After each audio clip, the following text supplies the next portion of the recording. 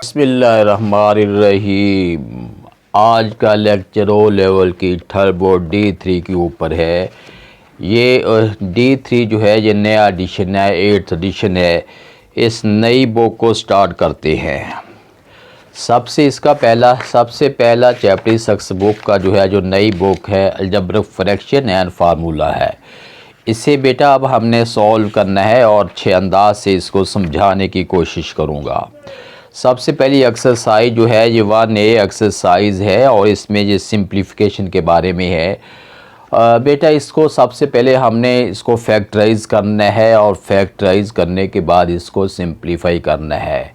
ये एक्सरसाइज जो है 6 लेक्चर पर मुश्तमिल होगी। अगर आप इन 6 लेक्चर को अच्छी तरह आप समझ लेंगे तो आपको हर किस्म की चीज़ जो है इससे कंसर्न्ड आपका अनसीन हर किस्म का अनसीन क्वेश्चन को आप सॉल्व करने के काबिल हो जाएंगे। फैक्टराइजेशन के भी 5-6 मेथड हैं। सबसे पहले तो हमने एक चीज़ को उसके पार्ट्स में करना है, फिर फार्मूला इम्प्लीमेंटेशन है, फिर मिड वैल्यू ब्रेकिंग है, फिर कॉमन का 5-6 मैनर से ये सॉल्व होती है। तो इसके 6 लेक्चर होंगे। आपने हर लेक्चर को अच्छी तरह ऑब्ज़र्व करना है और इंशाल्लाह आपको हर किस्म के क्वेश्चन आप करने के काबिल हो सकेंगे। और बेटे आपने वीडियो को लास्ट तक देखना है ताकि क्वेश्चन के कॉन्सेप्ट को अच्छी तरह आपके माइंड में बैठा सकूं। इसका जो फर्स्ट क्वेश्चन है वो इसका जो ए पार्ट है वो है 4x4 ओवर 12x5 है। जी बेटा ऐसे क्वेश्चन को हम लॉ ऑफ इंडिसेस जो हैं उनके अकॉर्डिंग भी सॉल्व कर सकते हैं और इसका दूसरा मेथड भी आपको मैं सिखाता हूँ। सबसे पहले काम तो हमने ये करना है कि ये 4x4 है, नीचे ये 12 है। x5 के अगर हम यूँ पोर्शन 2 फॉर्म कर लें, एक x4 करता हूँ और एक मैं x कर देता हूँ। इक्वल के नीचे आपने इक्वल का साइन लगाना है। ऐसा मैंने क्यों किया, मैंने x5 के पोर्शन x4 और x को a को अलग क्यों किया, वो इसीलिए किया ताकि मैं इसको ऐसे ऊपर नीचे कैंसिल करने के चक्करों में हूँ।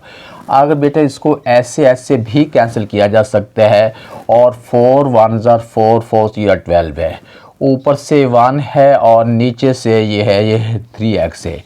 जी बेटे आपका जो फर्स्ट क्वेश्चन नंबर 1 का ए पार्ट है ये तो सॉल्व हो गया। क्वेश्चन थोड़े से सिमिलर ही है लेकिन थोड़े से इसमें चेंज भी हैं। ये 16A3 B4 और उसके बाद जो है डिनोमिनेटर 24A5 B स्क्वायर है। इक्वल का साइन बेटे लगाना है।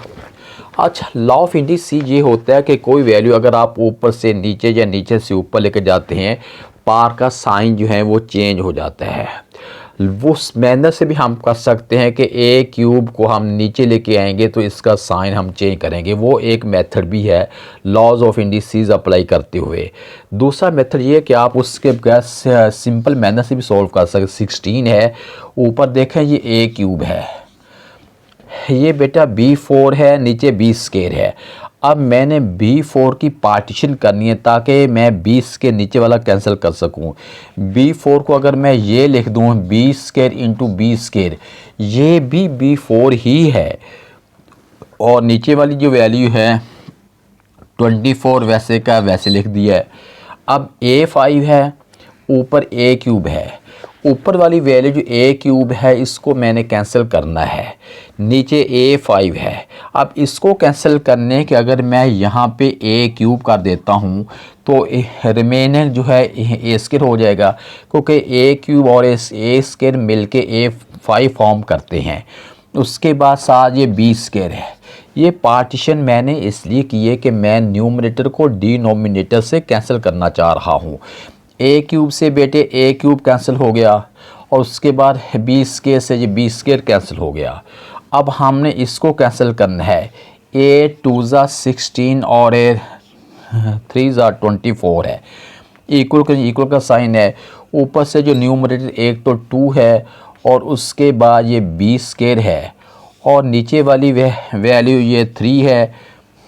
2b square over 3a square है। क्वेश्चन नंबर 1 का ए और बी पार्ट सॉल्व हो गया है। उसके बाद बाकी पार्ट भी सॉल्व, क्योंकि थोड़ी थोड़ी हर एक के अंदर थोड़ा थोड़ा चेंज है, आप इसको अच्छी तरह इंशाल्लाह फॉलो कर पाएंगे। जी बेटे, अब हम क्वेश्चन 1 के सी पार्ट को सॉल्व करते हैं। सबसे पहले तो इक्वल का साइन आपने लगाना है। उसके बाद अब हमने इन पोर्शन को फैक्टराइज करना है। देखना ये है कौन सी वैल्यू किससे कैंसिल हो सकती है और किस तरह हो सकती है। चलो ये तो आपको अंदाज़ा हो रहा है कि 23 को 3 से मल्टीप्लाई जब हम कर देंगे ना तो अल्टीमेटली 69 आ जाएगा। उसके बाद ये वाला नीचे ऊपर क्यू की पावर 3 है, नीचे क्यू की पावर 1 है, ये इसको कैसे कैंसिल करेंगे। और एक ऊपर सिंगल आर नीचे आर क्यूब है, ये हमने कैंसिल करना है। सबसे पहले तो आप ये वाली वैल्यू वैसे का वैसे लिख लें, और ऊपर क्यूब है नीचे Q1 है, इसको हम दो पोर्शन बना देते हैं, एक क्यू कर देते हैं और एक क्यू स्क्वायर कर देते हैं। ऐसा क्यों किया है? इसलिए किया कि नीचे क्यूब को कैंसिल करना है। उसके बाद आर तो पहले से सिंगल है, नीचे वाली वैल्यू 69 लिख देंगे और साथ क्यू लिख दिया।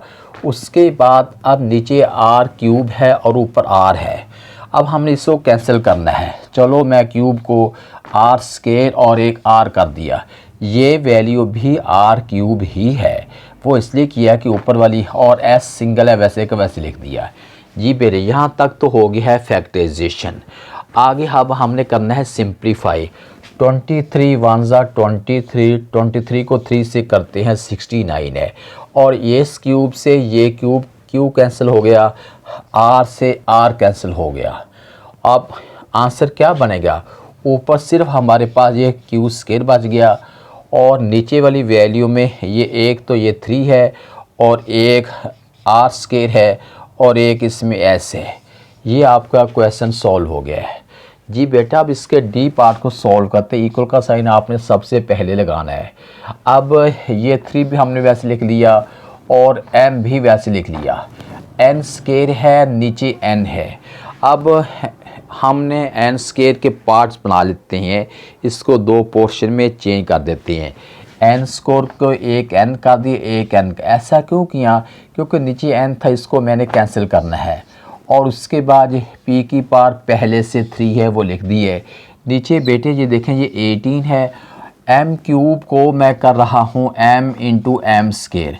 मैंने ऐसा क्यों किया, इसके पार्ट्स क्यों बनाए हैं? ये भी m क्यूब ही है, क्योंकि मैं m से m कैंसिल करना चाह रहा हूँ। और n है, नीचे जो है p 6 है और ऊपर p की पावर 3 है।